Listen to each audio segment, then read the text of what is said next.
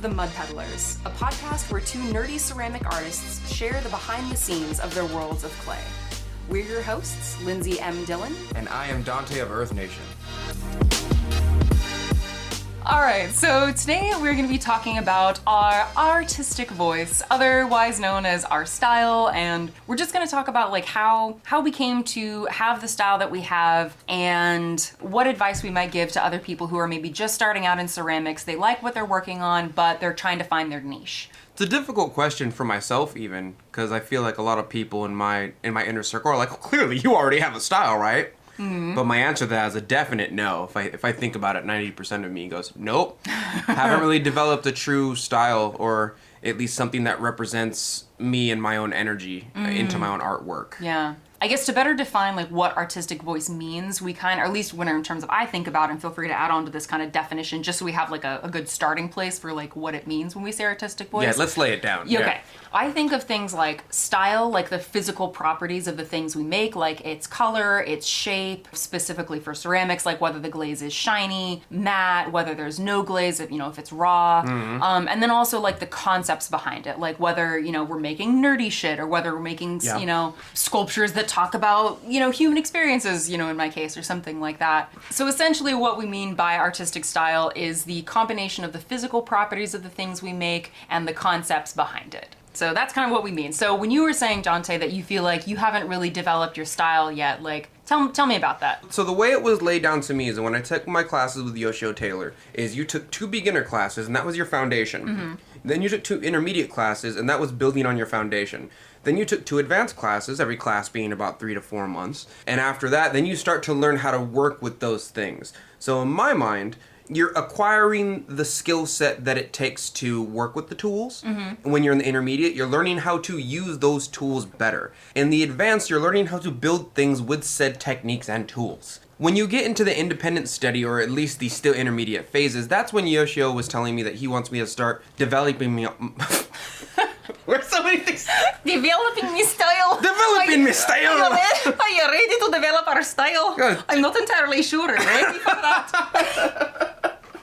I'm sorry. After advanced classes, he would usually take us into independent study. Independent study is when you start to kind of develop your own style. I never developed my own style, or at least I never got enough time to do so, because in all reality, it takes years and years and years to develop your own style and really see the true form of what your expression is that comes from you purely. I'm not talking about going on internet and like developing or copying someone else's style and it coming out like a little bit different. I'm talking about like you sat down, you closed your eyes, you meditated for a while, and you thought what the best way to represent yourself physically, emotionally, and spiritually through your artwork is. Your artwork is the tool in which to express yourself in that manner. And that, for me, is developing my artistic style and voice. I've been holding off on that for a long time because I've been developing glazes, I've been trying to help out the YouTube channel, I've been trying to do all these things, and I've been experimenting so much because I see so many people will pick a technique or a thing and stick with it. Like, they'll be like, oh, my style is swirly mugs. Oh, my style is making, like mocha diffusion. Oh, my style is this. And I want to learn mocha diffusion and do swirly mugs and XYZ and glaze developing in order to get more tools, because I feel as though just learning, and I'm sorry if I'm not being gentle about it, I suppose. I don't want to be a one-trick pony. Like I don't want to do the one thing for the rest of my life. I don't want to be that guy who makes swirly mugs and puts the one glaze on it for a year straight. That being said, though, just to push back a little bit, I do feel like, when you see a swirly mug with just the one color glaze on it, we don't know if the artist who made that piece spent years, exploring a number of different styles and then ultimately came back to, I want to make swirly mugs with one glaze on it. That's fair. Yeah. And also another thing you had kind of mentioned earlier that I was curious about is I don't necessarily know that it always has to take years and years and years and years to develop your style. Admittedly, I have been working in clay somewhat professionally for like 11 years or something like that. Yeah. And I do feel like I am kind of the most settled on my style now. But I will say that I think you will get closer to the style you want to make the more time that you put into it. So it's like... It's a skill, yeah. Yeah. It might take someone, 10 years to figure out their own style, but it might take somebody else 5 years Yes. or 3 years to be like, okay, like this is the kind of work I'm interested in making, at least like right now. Well, yeah, so building on top of that, I feel as though it's taken me a longer time because my general take on things is to get all the information and all the tools and all the skill sets that I can, so that once I want to create what would be considered my true expression or the magnum opus of me, spiritually, emotionally, physically, I need all the information to come to a complete conclusion of what my style is. Like after the beginner class, I was like, "That's it, I'm good. I can make whatever now." But realistically, I'm always a student in that fashion. Yeah. And because of that, I've been holding off on making what I would consider my true voice or my true style, because I'm just constantly building and building and building. I don't know. I feel like I need more tools to express myself, at least spiritually. That was the thing I said in the car to you. Yeah. Remember where it was like, I want to develop a style that is so intricate and exact of a representation of me that I want you to look at that piece and be like, that's a Donte piece. Yeah. That's Donte's piece. Yeah. It has the energy, it has the aura, it has the physical look, it has the feel to it. It almost decorates the air with how pronounced it is with its being there. God, that is like, Yeah. What a way of phrasing that. I love that. That's what I want. Like, Yeah. that's what I mean by developing my style. You have, I don't want to say I found your style, but I noticed that you are like way more decisive about it. Cause like, even when I'm in your studio, you have kind of a vibe here. And I'm like, she found her vibe. I still haven't found mine. Was it natural for you? The thing that ended up leading to me developing what I feel like is my style is more so a result of being like, okay, I've been experimenting for a little while, but when I thought about what it meant to have a professional look, Yeah. to me, that meant some level of consistency. So like I would look at other Instagram artists and they had a visual language to their work. Yeah, that's a good way to say it. You know, some artists use, you know, really bright, colorful glazes, big, rounded shapes, bright Yeah. colors, things like that. And I can look at those pieces and be like, okay, those are awesome. Yeah. They're just not what I want to do. Right. So I feel like sometimes finding your own style is finding the unique path that is between the countless other artists that are out there. Right. So it's like defining yourself by what you are not in some ways. I get that. And to a certain degree, I think I don't explain it as well as you do, but I get it in that, like, I'm just not a fan of, like, the common.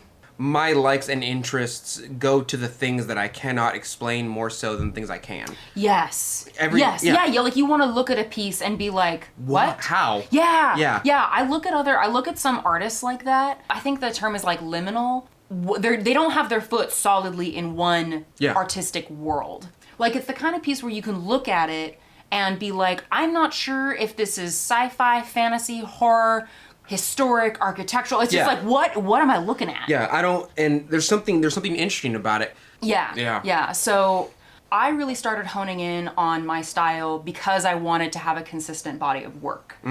Because to me, for what I wanted in terms of like looking professional, how I perceived like what looking professional looks like, I see. that was like having a consistent body of work. Now, how I got to that point, you know, I mean, to some degree, I'm still experimenting, but Always. Yeah, and I Always. think I've also to insert this into the conversation, like Yeah. even though we talk about finding our style, it's not like it's ever a solid, you know, you get to this point of finding your style and then you're done. You know, Yeah, it's there's no done really. Yeah. I feel like for me, finding my style is more about like, okay, I have a general, like, again, visual language for my work, but it's more of like my exploration now is like tends to be dialects within that same language Yeah. as opposed to completely different languages. That's a good way to put it as well. It's because you're building upon something that you're exploring instead of saying, I explored it and I'm done.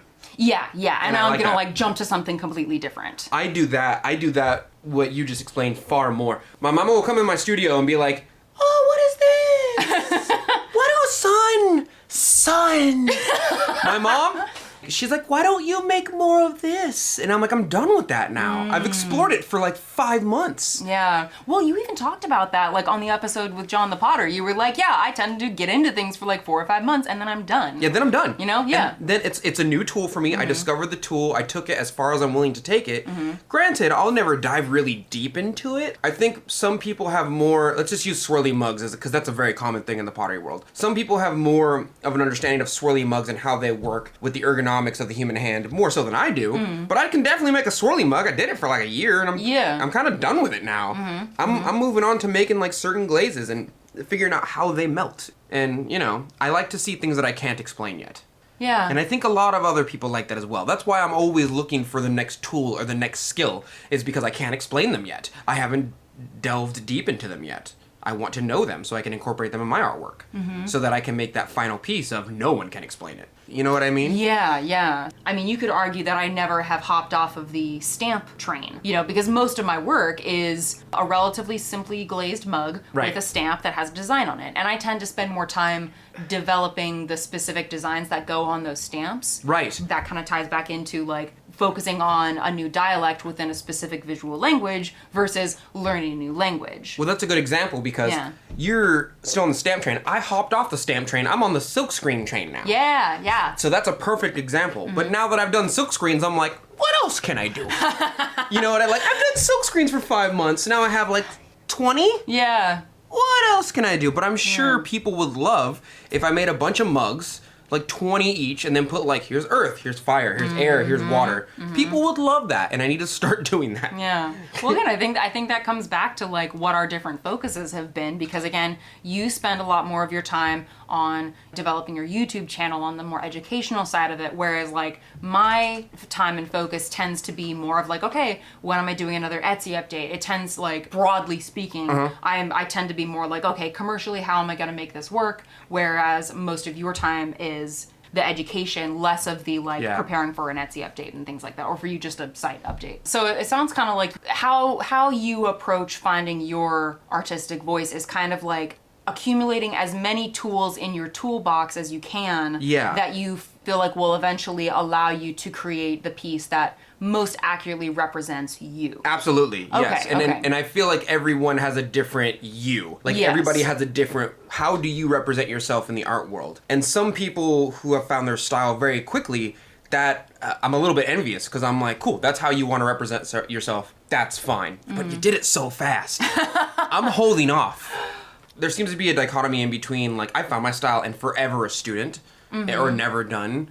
But I'm wondering how, like, what, if you were to give it a 1 through 10, what number do you feel that you are in with developing or finding your artistic voice? You know what I mean? Yeah. Because you clearly have a style. Yeah, I feel like I'm probably at like 7. 7. What would it take for you to be 8, 9, 10? I don't think I will ever be 8, 9, 10. The reason I would say 7 is because I have a general sense of like the shapes I like to make. I feel like this is getting a little bit into branding, but I tend to make stuff that's like not particularly feminine. I make shapes like that tend to have more like straight lines.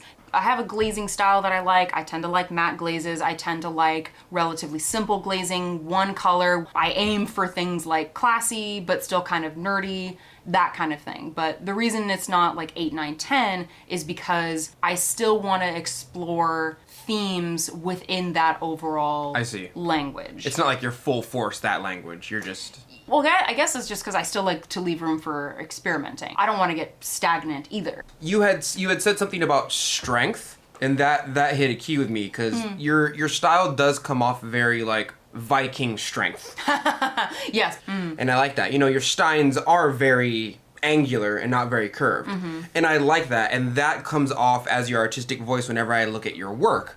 I look at a body of your work and I see goblets and I see steins and I see heavier applications of thicker glazes that are usually matte. And you're right, as far as your sculptural work goes, when I go into a museum or whenever I go into a art show, gallery? Oh, a gallery or art show, and whenever I see your work, I can tell, like, it gives off like, that's a Lindsey work. That's Lindsey's work. I recognize it anywhere. In my mind, you seem to have two different sides, where your functional work is very strong and Vikingish, and then your sculpture work is very, not very, but a little bit more delicate, but still gothic at the same time. Okay. And when I look at your work, I go, that's a style. Yeah. Most of my work that I put out, even on my website, shameless plug, earthnationceramics.com, it is like experiments. Okay. A lot of my followers will tell you, like, yeah, he just felt like making these cups. Yeah. And then he experimented, and most of them came out kind of good. The ones that came out bad, you don't get to see them. That's pretty much it. And I have to start making more of a standardized thing. But I can't wait for the day where I go, this is my style. You know, I can't wait for the day where I go like, this is what I make. This is representative of me. Because at the moment, what you're buying are experiments so that I can get to the end of that road. And that's why my mom comes in the studio and goes, do more of this. And you go, no, I don't like that. I know I don't like it because I've done it for 5 months. So as you start looking at making that transition to, at least, okay, from what I'm understanding, it kind of sounds like you're wanting to hone in on your style a little bit more. Absolutely. So how are you doing that? Like for you, what are those? I'm so not. I'm not. I feel like a lot of my patrons and my YouTube subscribers are really just supporting me because they're like, you give me information, or they go, I like you as a person, or you're like, you're a supplement or at least a positive in the ceramic art community to me. Yeah. Like, for my own purposes, like, I asked you that 1 through 10 question for this point now because I feel like I'm at like a 2 or a 3. Oh, really? Oh, yeah. Okay. Yeah. So what makes you feel like you're a 2 or 3? I don't really have a style for my functional wear. You have a style for your functional wear. You have a vibe. For me, I'm just making like functional wear that is experiments that might be interesting. I would still say that, like, you know, again, as an outsider looking in, Yeah. I can kind of tell when a piece is yours because, I mean, well, even just a simple comparison, it's like if you were to look at one of my pieces and one of your pieces, Yeah. obviously they look really different. So you Yes. do have somewhat of a style. Like I see that There's a your difference, work, yeah. you tend to have overall more shiny glazes, but they are visually textured. So Right. they'll have crystalline glazes, or they'll have miniature, I don't know what the right word is, but like lines within the glaze texture. Yeah. You know, your work tends to be more organic in sort of shape and feel. That's what I'm trying to do right now is trying to Yeah. make more organic stuff. Like I'm trying to make these teacups or at least maybe even tea bowls that are very jagged and organic shaped. Okay. But when I make them, it turns out I'm putting stuff on the wheel. I'm digging the well. Yeah. And then I'm like stabbing it with a knife. And then the leftover residue or action from that stabbing or that carving with the knife is like, oh, it's done. Yeah. You know, and it's, I don't know, I'm looking for something that imitates the action of nature. I don't want it to look like it was done on purpose, and I think that's, for me at least, that's the truest form of organic. It looks like it was done, but not on purpose. It's one of the reasons why his life excluded, Pablo Picasso was so like revered, is because you see his early work and it looks fantastic. It looks amazing. It looks like, man, it looks like an angel came down and his brushes. But then you see his like close to death work and you're like, this looks like a child did it. What you don't understand is that he did it on purpose. And that's harder. That's harder than any other thing. Once you learn it all, it's difficult to forget it all and let yourself be expressive through your own tools. Yes. Very hard, and I'm trying to force that.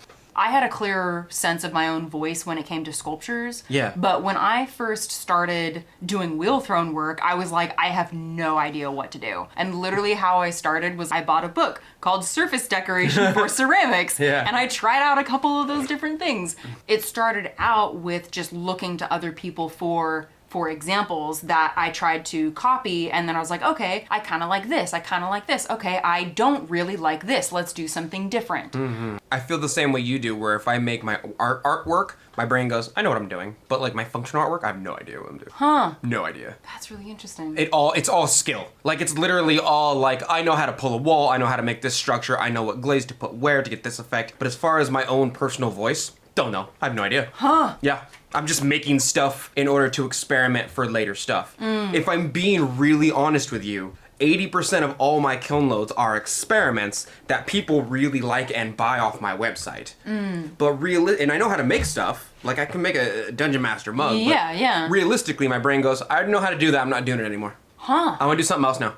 So I guess maybe that begs the question, is it important to have a consistent voice? Oh, we never entertained that. No, I'm just kind of thinking about this, like, as this conversation goes along, because, like, I kind of went into this thinking, like, okay, like, I've got a sense of my own artistic voice, and I can maybe talk, you know, about the process of getting there, but what I'm kind of hearing in your experience is that, like, to some degree, experimentation is your style? Yeah, you know? It's kind of like saying, who are those people that don't believe in anything as far as gods go? What are they called? Oh, atheism? Yeah, it's like saying atheism is a religion. Where like the form of belief that you don't have is technically a belief system. You know what I mean? It's kind of. like I don't really have a style. Well, the style of no style is definitely the style of no style is definitely a style. Oh. You know what I mean? Yeah. And it's I never really entertained that, but I get what you're saying. I think the difference with me is that I'm hoping to develop a style through experimentation sooner or later. I just find that none of the things that I'm doing at the moment are representative of me enough to call it my style. You know, I do have a couple of things that I think are represent, but like, you know, you've been in my house, you see all those vases on the, those are things that I like to make. Those are things that I think are representative of my style. Okay, and those are the like larger, not necessarily functional, more sculptural or decorative pieces. Decorative, just people don't really see them because my brain goes, that was the opus of like that experimentation phase. You know, that big, like, it's like a foot and a half. Has horns on it. Has a ball in the middle. It's the first time I figured out Randy's red and floating blue goes together. But that to me was like, that's in my house and's never been put in an art show because that's one of my favorite pieces. I love that thing. That's representative of me and my style. Yeah. I'm not making a bunch of those though. I'm done with it now. You know, but now that I'm done with that phase, I'm like, well, what else do I do? But do you feel like as you go along, do you feel like the skills that you use stack? Because maybe they have to. Do they? Yes. Yeah? Okay, tell me more. No. Well, because I didn't think it all the way through. Well, because what I'm thinking is that, like, you know, developing a style, maybe it doesn't have to be an intentional choice, you know, because I somewhat had an end goal in mind, but for you, maybe, and again, maybe for a lot of other ceramic artists, it's less about, I want to make this kind of thing and I'm going to do these things to get there. And maybe it can also be like an accumulation of building skills and styles that eventually you end up using so many different skills within one piece that it becomes its own independent thing. It's greater than the sum of its parts. Of course, yeah. Yeah. That's kind of what I'm doing, but in respects to what you just said, where you were like, I'm just building skills to find out the end goal. I think in my case, I have no idea what the end goal is. At the moment, I'm building skills and hopefully I'm stumbling upon the end goal while I do it. I think that's where I'm coming from. Do you have an end goal? I have an end goal now. You have an end goal now? So Yeah. Are you still at a 7 with that end goal? Or like... Yeah, I think so, because when I decided after probably 3 or 4 years of like experimenting with wheel thrown work, because again, like when I graduated from college and moved back to Sacramento and started taking like continuing education classes, I didn't really know how to throw very well. So it was probably a solid 3 or 4 years of like just getting better at wheel throwing and then kind of developing my skills. At that time, I didn't have an end goal. But once I started doing anime conventions, once I started realizing that I wanted to make pieces that kind of were a combination of nerdy subject matter but presented in like a classy way that referenced the kind of rustic Viking warrior D&D fantasy environment without making like a mug that looked like a barrel. You know what I mean? Like I wanted it to be more subtle than that. So once I figured out that that's kind of what I wanted to do, I feel like I have been my exploration has been with that end goal in mind. If you could make an item that would affect the world and you can imagine that item, what would it be? Or how would it represent you? You know what I mean? Kind of. Like if you could go from an outsider's point of view, if you could put your piece in the Louvre and someone looked at it and started saying things about it, what do you think that description would be?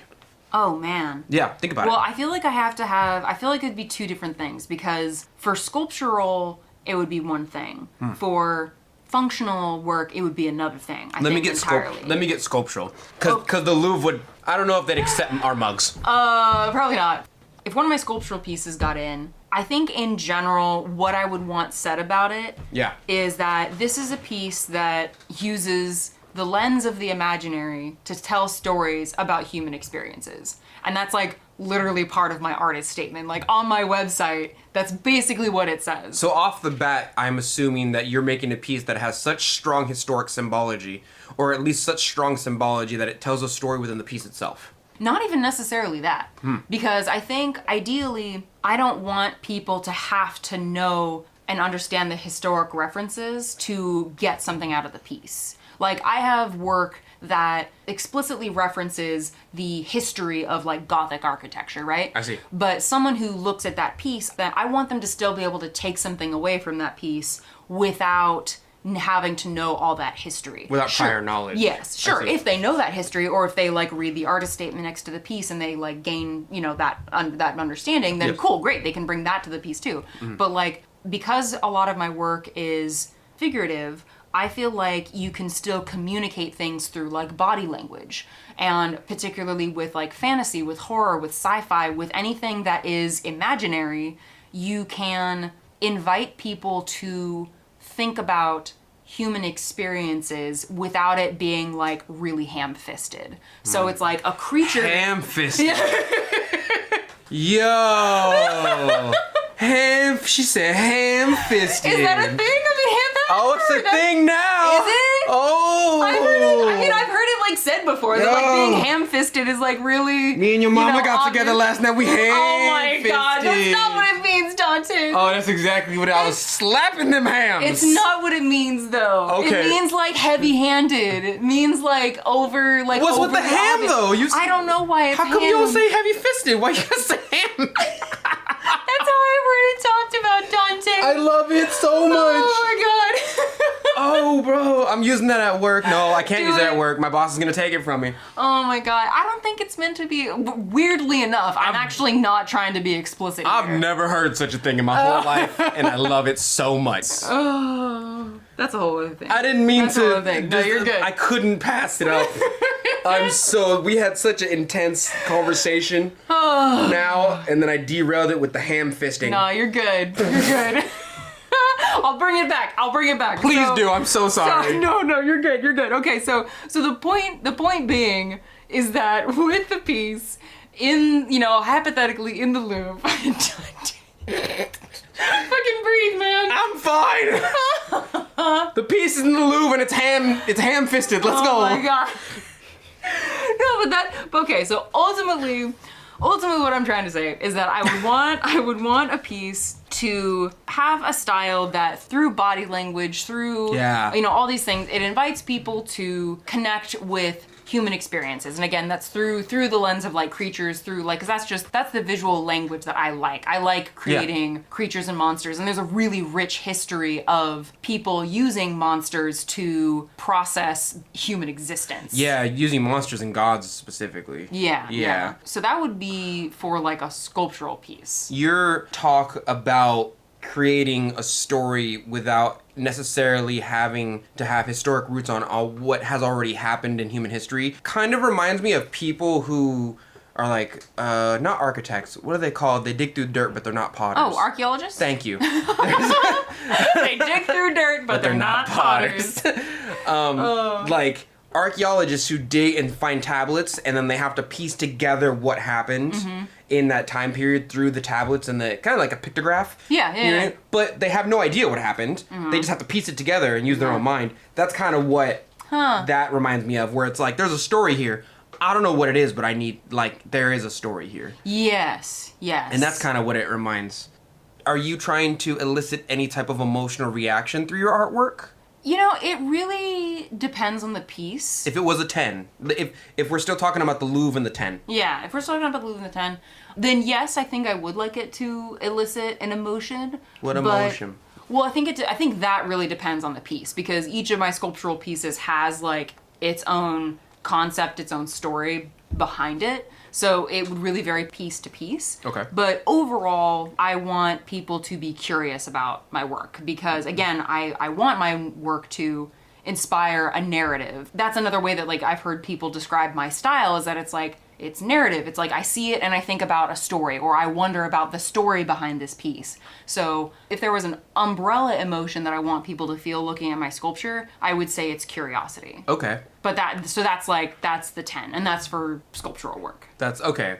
I think a 10 for a functional piece would be, I want people to experience a tiny little bit of magic in their lives. Yeah. Like, because for me, I grew up like walking down streets, and if there was like a street that had like a gate with like grass and stuff and like vines covering it, I'd be like, maybe it goes to Narnia. Like I love that shit. That sense of like magic and otherworldliness, like I want my functional work to bring that a little closer to home for people. So it's like the coffee stat mugs and the tea stat mugs that I make, like those are kind of meant to, you know, gamify your life. It's like, oh yeah, like if I was in an RPG, Yeah. coffee would like boost my stats to like give me Right. more endurance and things like that. So in that small way, it's bringing that sense of like magic a little, or otherworldliness like closer to home, you know? That's a good descriptor of it. Yeah, to kind I've been writing for my website a lot. No, so you're- I've been yeah. thinking about this shit a lot. I think you're doing great. You have a much more clear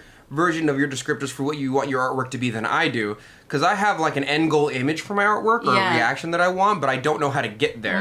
So what's that end goal like action or end goal Reaction. reaction? Thank you. I think for the end of my functional wear, I would. All right, so let's to bring this back to video games, right? It's Yeah. the game I like called Destiny. There's these. Destiny? I've never heard you talk about it. I've never heard you talk about it before. What? I will sit you down and lure the shit out of you. I believe it. There's certain armor and weapons in the game that are called exotics. Okay. Exotics are meant to fit a very niche type of circumstance, Mm-hmm. and they have a very special use in different situations. Yeah. So there's one called like the Crest of Afalupi, right? Okay. Whenever you do something as a Titan, whenever you like use your class ability, which is special to Titans, it gives you a tiny bump in health. Okay. And it also gives everyone around you within like 5 meters a bump in health as well, right? And it's very, very niche. That's the way I see some of the greatest pieces of my artwork, is I want them to have some magical feeling or quality about them. Like the best work that I can put out on the market that would be like 60, 70 bucks a mug, I want someone to pick it up and feel a certain vibration off of it that makes it feel more exotic or a little bit more special than the average thing that I make. It's kind of like if you were in D&D and you see all these swords, right? Yes. But one of them is glowing. Yes. You know what I mean? Yes. Like for the opus of what I would call my functional work, I wanted to have that type of magical energy about it, if as it were. And when you say this, I'm curious, like, do you mean that energy going into exactly one singular mug? Or do you mean like you want all the pieces that you make to have that quality? I don't think I could. Like, because that kind of gets into, okay, I couldn't is do your that, style repeating consistent pieces, or is it each individual piece is its own? Individual. Yeah. Okay. Things that are special to that degree or exotic can't be like I cannot mass produce magic. Number one, it has to come from a source, and it would kill my fucking soul. It comes from you. And number two, like, I don't know, it would feel less special to me to a certain degree. Whether it is or not, it would feel like there's a person on Instagram, I don't know his name, but he makes these like cool fluted swirly mugs, and they look super cool and magical and mystical, and they look super awesome. And then I see that like he's made like 1,000, and I'm like, I kind of don't want it. It feels less special to me. I don't know. That's interesting. That's just me though. Yeah. I don't know. And then I saw that he slip cast them, and I'm like, you could slip cast them if you want, but now it doesn't seem as handmade to me. I don't know. I want it to be very, very, very personal when I put that quality or that energy into the world, to the point where every single time that energy is different, but on the same level of vibration. You know what I mean? Yeah. I don't want them to be all the same. Like, I don't want to mass produce my good work. I want to know what people feel when they look at my work. And that feeling is important to me. Is there a particular emotion that you would want people to feel? I want people to explode. What does that mean? Okay, so in my wildest dreams, I would create a piece. It would go into a museum. I would take my master, I'd take Yoshio. I'd thank him for all he's done for me. I would take him out to dinner, the fanciest dinner, you know what I mean? Drive him to the museum and say, look, master, I've made it into a museum. He would see the piece and he would fucking explode. His brain would go, how? How he would drop on one knee and go, I don't understand how you made this. Oh my god. You know what I mean? Yeah. Like I want the emotional reaction of some of my pieces to be like, I don't believe this exists. I've never seen something like it. I don't understand. Like, Yeah. I want it to break your brain. That's a lofty goal, my dude. Well, I had that reaction one time, and I was like, that's what I want. Like what you're giving me right now is what I want forever. At the zenith of my artistic skill, I want to be so skilled that the piece that I make is improbable to make. The amount of conditions it would take in order to make something that you might be seeing is so specific and so rare that it's almost non-existent. Yeah. Like, I don't get how this piece could exist. Yeah. Even with my knowledge base in clay. Like, this should not happen. Huh. You know what I mean? Yeah. Stuff like that. I want to make God cry. I do too, but for different reasons. How are you gonna get there? I have to. Like, what are the steps? Because I think one of the things I want people to take away from this episode is if you're in the position that you're in right now, or again, if you are like, I want to work on my artistic voice. Yeah. What are you gonna do What's the path? What's the path? What steps are you taking? Are you thinking about taking to make progress towards that goal? Because I think a lot of folks might have a general sense of what they want in the future, but they're like, how do I get there? I think for me that goes back to what we were saying in the first couple minutes of this podcast, where it's like just gaining more tools. I need more tools. I need more tools. I need so many tools that I can combine them to make tools that don't exist yet. Like you were saying earlier, I need something that's greater than the sum of its parts, but I need the parts first. Isn't that kind of already what you're doing though? I mean, not to put your words in your mouth, but like, no, you're good. Part of me is like, as you're explaining this, I'm thinking, isn't what you're doing in the process, I guess you kind of are developing your style. I need more. I just need more. Yeah. Like, there's not going to be a point in which I'm satisfied until I look at my own piece and I start to cry. Because I can never make something like that again. Yeah, I think that's a good descriptor of it. The point in which I make a piece in which I am sad because I will never make it again is the point in which I will find myself satisfied enough to sleep. And be like, that's my style. That's it. I feel like it's almost like you're talking about a different, like almost something other than an overall style. Because I think you can have, like, my comparison would be like, my overall, I feel like my sculptures are those like ultra special, unique pieces. But within my functional work, like every single coffee stat mug, like I want to put a little bit of magic into it, right? Course. So, and I'm curious what your interpretation of this is. Like, but I would argue that like you can still have an overall artistic voice that is consistent, that you feel like really represents you. Yeah. And within that have those few special pieces that are like super extra. Yeah, I think the difference for me is I know how to. I have an idea of how to make the pieces with a certain type of energy in them, if I were to say that. Yeah. Versus having an artistic style. I have no idea what my style is. Let's imagine I made 2 of these magical, mystical mugs, right? Yeah. Okay? They're probably going to look completely different from each other because I don't really have a style yet. I just know good quality magic. I know what it feels like and when it is right, but I have no idea what style would incur that. I think that's the way I look at it, is I want to be able to put magic into stuff. I don't really care so much about having like a specific style as much right now. Okay. I do have to start developing one though. Well, why? I mean, because I guess that kind of begs the question that like... It's for function mostly. Okay. Yeah, it's just a lot of my patrons and my subscribers are like, you made this mug like 3 years ago and I want it. And you know what I mean? Yeah. My brain goes like, if I made more of what you like, I'd probably sell and do better. I'd probably get more pieces out of the studio. Okay. But realistically speaking, I've just been kind of making whatever I want and half of you guys buy them. Okay, so for you, the impetus to hone in on a style is, it's not just that you ultimately want to make a piece or be able to make pieces that are like the culmination of your cumulative experiences. Oh, that's a good way to put it. Oh my God. So you don't just want to do that though. There is also an element of like, okay, honing in on a style makes the commercial aspect of what you do easier and more consistent. Okay, so it's kind of like much better with words than I am. I'm just like, so I'm just processing what you're hearing and then hopefully spitting it out in a way that makes sense and is accurately depicting what you are saying. I am Titan. I eat crayon. I cannot read. You do not give yourself enough credit. It's easier. It's also sometimes like, and this is, oh my God, this is a little bit of a tangent, but like, this is one of the things I love about having conversations about things like artistic voice and style is that sometimes I have found, at least for myself, like I need to have people repeat what I say back to me to fully get like, oh yeah, like that's what I'm trying to say, or that's what I mean, because like, and this is, I don't know if I were to like give advice to someone who is, you know, wanting to develop their style more, whether it's someone who has a lot of experience like you, or whether it's someone who's just beginning, is like, probably mentioned this before on the podcast, but like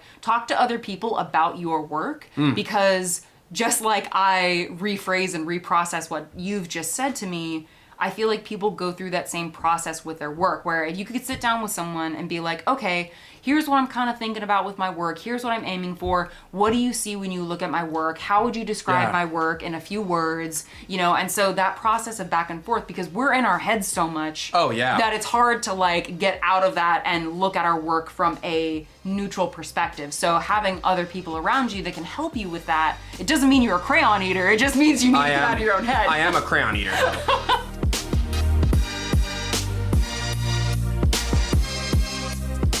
That's it for today. Thank you for listening to The Mud Peddlers with Lindsey M Dillon and Donte of Earth Nation. Want to say hi and see what Donte and I are working on in our studios? Check out the show notes for links to our websites and social media below. You can find me at lindseymdillon.com. That's LINDSEY, M as in monster, DILLON.com. And on Etsy, Instagram, and Facebook at Lindsey M Dillon. And you can find me at Earth Nation Ceramics. It's spelled exactly how you think it's spelled, but you can also find me on my Facebook fan page and Instagram at the same name at Earth Nation Ceramics. If you enjoyed hanging out with us today, or you have a question or topic you'd like us to discuss, take a second to rate and review The Mud Peddlers in Apple Podcasts. It helps our podcast reach new listeners, and we really appreciate the feedback. Thanks again, and we'll catch you next time.